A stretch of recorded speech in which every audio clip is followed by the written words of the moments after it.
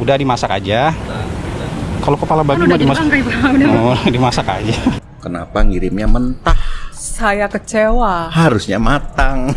Dan kupingnya sudah tidak ada. Itu bagian babi paling enak sih. Dia justru minta dikirimin daging babi. Itu kan semacam jokes aja, Pak. Iya, sama artinya dia nggak terancam kan? Buktinya dia bisa bercanda. Kirimin daging babi dong katanya. Cica komennya, kenapa bukan daging babi saja yang dikirimkan, bukan apa kepala yang mentah gitu. Itu respon yang apa khas orang yang dalam tekanan sebetulnya. Narasi ke rakyat mungkin kurang sempurna, kurang intensif. Ya, ini saya kira perlu kita perbaiki komunikasi kita kepada rakyat. Hasan Nasbi menanggapi kiriman kepala babi ke kantor Tempo yang ditujukan pada jurnalis Tempo Francisca Christy Rosana dengan candaan, yang mana Hasan Nasbi meminta agar kiriman kepala babi itu dimasak saja. Terlebih ia melihat postingan media sosial Francisca yang meminta dikirimkan daging babi meskipun dalam bentuk candaan. Menurut Hasan, itu artinya Francisca baik-baik saja. Bagja Hidayat, selaku wakil pimpinan redaksi Tempo, mengaku terkejut melihat tanggapan seorang kepala komunikasi pemerintah terkait unggahan Francisca di media sosial. Bagja menyebut itu merupakan bentuk penolakan dalam dirinya dan berusaha untuk terlihat kuat, yang mana faktanya Francisca sempat menangis ketika mengetahui isi dari paket tersebut. Tak hanya itu, Bagja juga menyampaikan adanya teror terhadap keluarga Francisca, yang mana WhatsApp milik ibunya sempat diretas oleh orang yang tidak dikenal.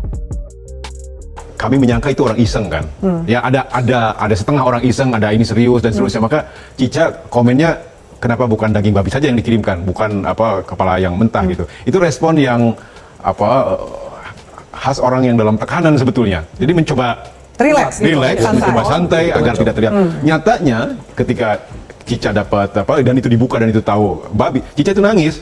Jangankan Cica, saya aja shock lihat apa namanya kepala babi terpotong, telinganya hilang, kemudian darahnya masih ada di situ, baunya luar biasa. Itu shock, apalagi dia yang ada namanya di kotak itu. Ya. Jadi respon dia itu sebetulnya respon yang apa ya, semacam mungkin denial gitu terhadap dia ingin merasa Baik-baik saja. kuat gitu. Saya kuat dengan apa namanya kiriman ini, dan dia nge-tweet itu. Maka ketika Pak Hasan Nasbi berkomentar seperti itu dan dia menangkapnya secara literal sebagai kepala komunikasi, saya kira ketika kita melihatnya, oh my god gitu, seorang kepala komunikasi menanggapi hal yang sangat serius ini dengan jokes, karena ini bukan saatnya yang tepat untuk membuat jokes untuk alasan apapun. Benarkah kemudian sebenarnya jeda dari kiriman kepala babi dan kemudian tikus itu ada peretasan dan juga kontak ke keluarga Cica? Yes, ibunya Cica tinggal di Jawa Tengah, itu WA-nya diretas. Jadi ketika kebaktian, dia handphonenya sedang di-charge, tiba-tiba handphone itu ditelepon oleh keponakan Cica yang tinggal di kota lain.